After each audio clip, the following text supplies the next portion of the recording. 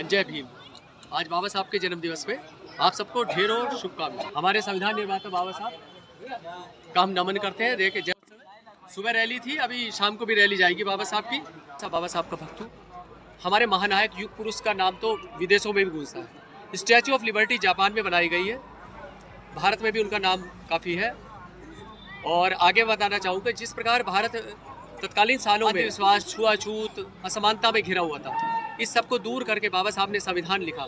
आज एक आम आदमी को भी बाबा साहब ने इतना आशीर्वाद दिया है कि वो जाके हाई कोर्ट, सुप्रीम कोर्ट का दरवाजा खटखटा सकता है, अपने अधिकारी को लड़ाई लड़ सकता है। शिक्षा का उपहार उन्होंने हमें दिया। सभी शिक्षित हो रहे हैं, समाज में बदलाव आ रहे हैं।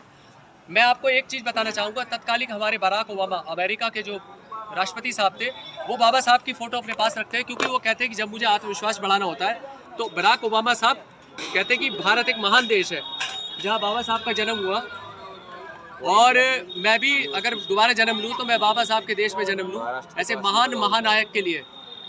तो मेरे पास शब्द ही नहीं है मैं उनके बारे में वर्णन कर सकूं। मैं तो छोटा मोटा कुछ कह पाया हूँ, कोई त्रुटि हो गई तो मैं क्षमा चाहूँगा। और महिलाओं के लिए उन्होंने इतने अधिकार प्रदान करे, जहाँ वो पर्दा प्रथा और उसमें थी, आज वो ऊंचे पद पे जा सकती है। राष्ट्रपति मुर्मू जी देखिए, आप ऊंचे पद पे आ गई हैं। और पुलिस और राजस्व विभाग, हर विभाग में आप इन्हें प्रशासन विभाग में देखते हैं कि बाबा साहब का आशीर्वाद उस सूर्य की भांति वो चमक रहे हैं कि सब पे उनका प्रकाश है। मैं आपका परिचय करूँगा, आप मेरे साथ आते रहिएगा। हमारे बुजुर्ग लोग आए हुए हैं, सब बैठे हुए हैं। बढ़ाते हो हमारे आकाश जी आए। जय भीम। बाबा साहब के जन्मदिवस की हार्दिक शुभकामनाएं आपको। हमारे आकाश ग्राफिक वाले बहुत ही आए हुए हैं, सबको जय भीम। बाबा साहब के जन्मदिवस की बहुत बहुत शुभकामनाएं।